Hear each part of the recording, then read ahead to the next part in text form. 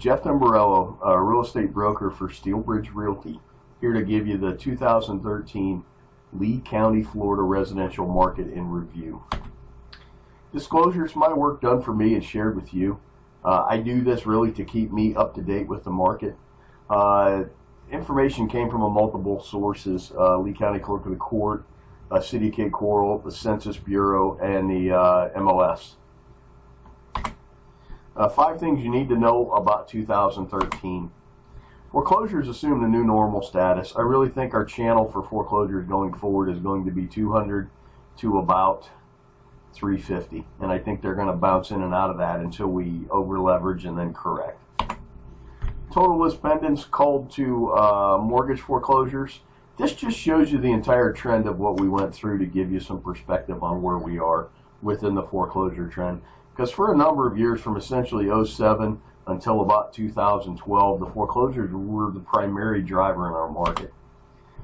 Investment yields are starting to compress. There's the age-old battle of price versus value. In 2009 and 10, I had clients reporting to me that they were getting anywhere from 6 to 9% a year cash on cash. We're seeing, when we put properties in our spreadsheets, it's now in Lehigh Acres and Cape Coral, which were in kind of hotbeds for investor activity. We're seeing 3.5%, 4.5% a year cash on cash returns right now. New construction is already gaining market share, particularly within the gated communities. We did a study on Moody River Estates, and 46 of the there were 46 recorded sales last year, and 69% of those were new home sales. And they have a lot more contracts, and they're building a lot more. This is just what was actually recorded and delivered. D.R. Horton in Moody River is delivering new construction product at or near the cost of resale homes. And I took a look at Bellaterra. It looks a lot like it. The builders are really driving it. It's fascinating to watch, and it should spread from the gated communities out into just the scattered lots at some point as well. The market grew and the price grew last year. We had 12% more volume, actual dollars moving through the market. Median price was up almost 17%, and the average was up 11%. A couple other noteworthy things: 60.7% of the sales were cash. That's pretty good. Nationally, it's 25%. And our distress percentage was 21.9%, which is down. The previous year, it was 31.8%.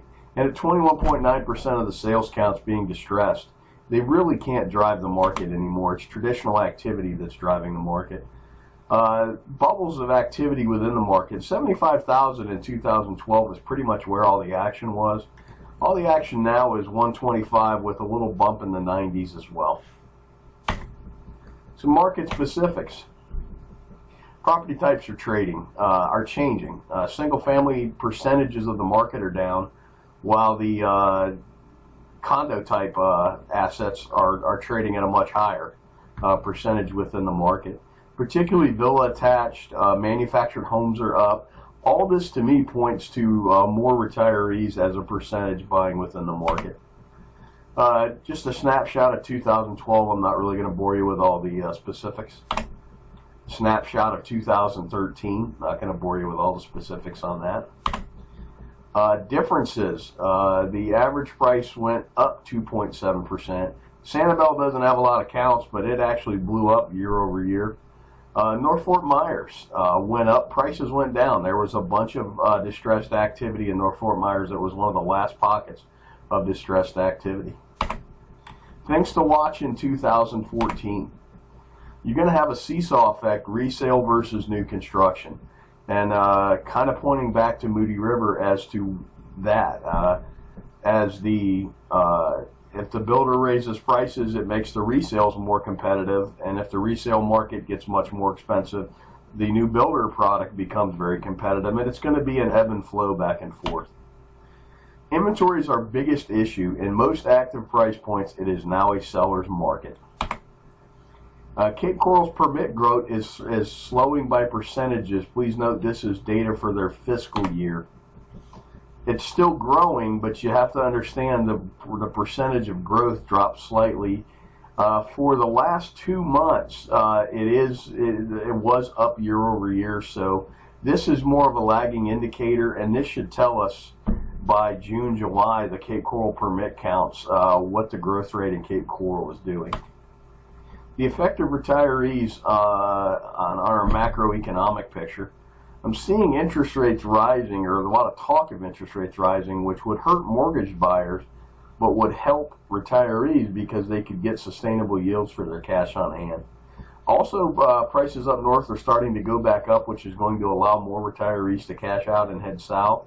We're also seeing within people we're doing business with, the mass cancellations and rewriting of health insurance is having two effects. If they're not making a lot of income, they're actually getting a subsidy for their health insurance, which helps them to have a little more money to retire. And those that are making significant income, some of their health insurance is going up, which is causing some of them to wait until age 65 to retire.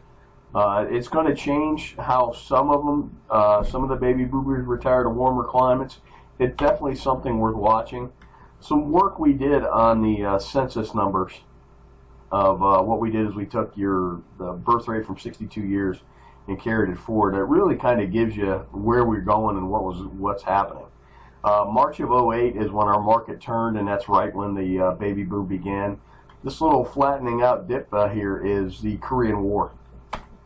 At 65, just give you an example, if the current trends of more people waiting towards 65, it's going to kind of push the peak of the retiree wave back 3 years. One thing to watch is the prices from mid-04 to 07 were primarily driven by leverage.